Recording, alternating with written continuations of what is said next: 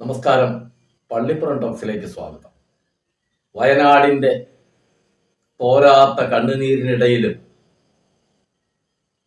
പോയ ദിവസങ്ങളിൽ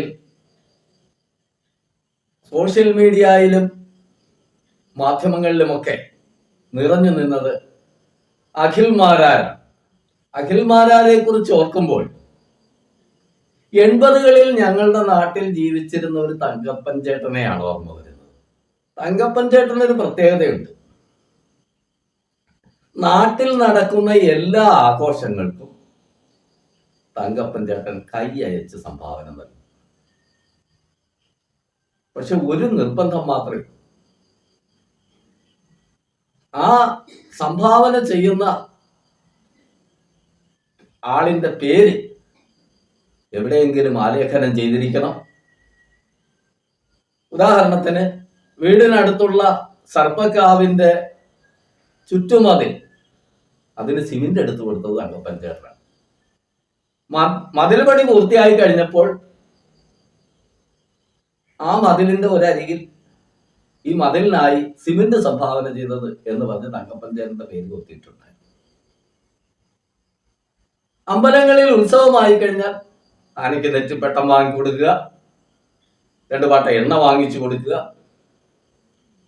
ഇങ്ങനെയൊക്കെ നല്ല സംഭാവനകൾ നൽകും. ആ ഉത്സവത്തിന്റെ നോട്ടീസിൽ ഇങ്ങനെ സംഭാവന ചെയ്ത തങ്കപ്പൻ ചേട്ടന്റെ പേര് എങ്ങനെയായാലും പ്രത്യേകം ചേർത്തിരിക്കും. പിന്നെ കുട്ടികളുടെ കലാമേളകളാണെങ്കിലും ഓണാഘോഷ പരിപാടികളാണെങ്കിലും ന്യൂ ഇയർ പരിപാടികളാണെങ്കിലും ഒക്കെ അദ്ദേഹം സംഭാവന നൽകും. പക്ഷെ അതിന്റെ നോട്ടീസിൽ പ്രത്യേകം അത് ചേർത്തിരിക്കണമെന്നൊരു നിർബന്ധമേ തങ്കപ്പൻ ചേട്ടനുണ്ടായിരുന്നു. അങ്ങനെ ഇരിക്കെയാണ് സംസ്ഥാന വ്യാപകമായൊരു ഹർത്താൽ വന്നത്. ഈ ഹർത്താൽ വന്നപ്പോൾ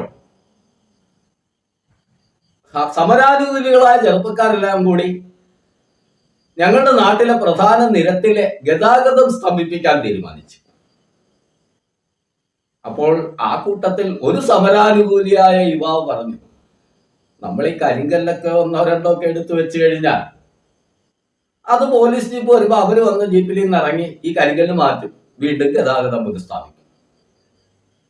എന്നാൽ അതിൽ ഒന്നുകൂടെ നല്ലത്, കുറെ സമയത്തേക്കെങ്കിലും തുടർച്ചയായി ഗതാഗതം സ്തംഭിപ്പിക്കാൻ നമുക്ക് എവിടെ നിന്നെങ്കിലും ഒരു മരം വെട്ടി വലിച്ച് കൊണ്ടുവന്ന് റോഡിലേക്ക് അങ്ങ് വെക്കാം.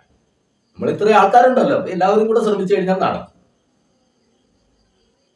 അതൊരു നല്ല ഐഡിയ ആണെന്ന് എല്ലാവർക്കും തോന്നി. പക്ഷെ മരം എവിടെ കിട്ടും? അപ്പോഴാണ് ഒരാൾ പറഞ്ഞത്, നമ്മുടെ തങ്കപ്പൻ ചേട്ടന്റെ പറമ്പിൽ ഇഷ്ടം പോലെ പറങ്കിമാവുകൾ. പുള്ളിക്കാരനോട് ചെന്ന് ചോദിച്ചാൽ തരും. അങ്ങനെ പ്രധാന ആൾക്കാർ കുറച്ചു പേർ ചേർന്ന് തങ്കപ്പൻ ചേട്ടനെ സമീപിച്ചു. തങ്കപ്പൻ ചേട്ടൻ കാര്യങ്ങളെല്ലാം കേട്ട് കഴിഞ്ഞ് സമ്മതിക്കുകയും ചെയ്തു.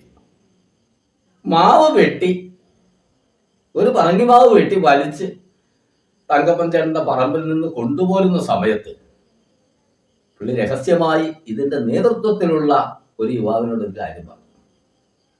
ചെറിയ കാർഡ്ബോർഡിലാണെങ്കിലും ഒന്ന് അദ്ദേഹം എഴുതി തൂക്കിയേക്കണം എന്റെ പേര്. പറഞ്ഞതുപോലെ തന്നെ മാവ് വെട്ടി അതുപടി വലിച്ച് കഷ്ടപ്പെട്ടവർ കൊണ്ടൊന്ന് റോഡിന്റെ വട്ടം വെച്ചു. അതിനുശേഷം ഒരു ചെറിയ കട്ടിപ്പേപ്പറിൽ ഗതാഗതം തടസ്സപ്പെടുത്താൻ മാവ് സംഭാവന ചെയ്തത് ശ്രീ കുഴിപ്പറമ്പിൽ തങ്കപ്പൻ എന്നൊരു ചെറിയ ബോർഡും എഴുതി തൂക്കിയിട്ടു.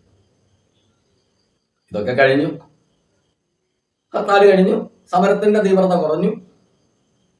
പോലീസ് പലയിടങ്ങളിലും അവരുടെ ജോലി ചെയ്തു. കണ്ടാലറിയാവുന്ന 900 പേരുടെ പേരിലൊക്കെ അവർ കേസെടുത്തു. പക്ഷേ ഈ നമ്മൾ പറഞ്ഞ സ്ഥലത്തെ ഗതാഗത സ്തംഭനത്തിന്റെ കേസ് വന്നപ്പോൾ കണ്ടാലറിയാവുന്ന എന്ന് പറഞ്ഞ് കേസെടുത്തെങ്കിലും ആരെയും അന്വേഷിച്ച് പോലീസൊന്നും വന്നില്ല. പക്ഷെ നമ്മുടെ ഈ കഥാപാത്രം തങ്കപ്പൻ ചേട്ടന്റെ വീട്ടിൽ 4 നേരം വെച്ച് പോലീസ് വരും.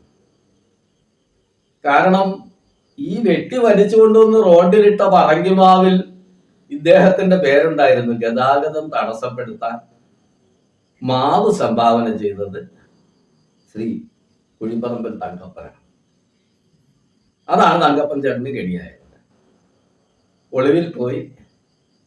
കുറച്ച് നാളുകൾക്ക് ശേഷം അന്നത്തെ ഭരണകക്ഷി നേതാക്കളുടെ ആരുടെയൊക്കെയോ കയ്യും കാലും പിടിച്ച് നാട്ടിൽ നിൽക്കാവുന്ന അവസ്ഥയിൽ അദ്ദേഹം മടങ്ങി വന്നു.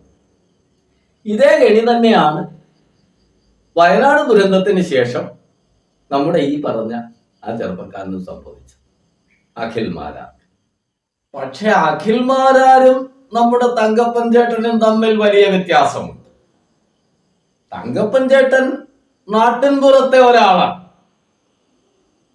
പക്ഷെ അഖിൽ മാരാർ എന്ന് പറയുന്നത് കലാകാരനാണ്, സംവിധായകനായിരുന്നു, പോരാത്തതിന് ബിഗ് ബോസിന്റെ ജേതാവുമായി. ഈ വിശ്വപ്രകൃതിയിൽ എങ്ങാനും ഒരു മുല്ലപ്പൂവിതൾ വിരിഞ്ഞാൽ അത് എന്നിലും വിരിയുന്നു, കാട്ടിലെ കതിർ കാണാ കിളിപാടിയാൽ മുളൻകൂട്ടിലെ തത്തമ്മയ്ക്ക് നൊമ്പരം വിതുമ്പിയാൽ. ആ മുല്ലപ്പൂവിന്റെ സൗരഭ്യവും ആ കതിർ കാണാ കിളിയുടെ സംഗീതവും ആ മുളൻകൂട്ടിലെ തത്തമ്മയുടെ നൊമ്പരവും അതെല്ലാം അതേ വികാര തീവ്രതയോടെ ആത്മാവിലേക്ക് ആവാഹിക്കുന്നവനാണ് കലാകാരൻ. അഖിൽ മാരാർ എങ്ങനെ കലാകാരനായെന്ന് എനിക്കൊരെത്തും പിടിയും കിട്ടുന്നില്ല. പക്ഷെ സംഭവിച്ചത് ഇതാണ്. ബിഗ് ബോസ് ജേതാവായി കഴിഞ്ഞപ്പോൾ അഖിൽ മാരാരുടെ തലയുടെ കനം ശരീരത്തിന് താങ്ങാനാവാതെ വന്നു.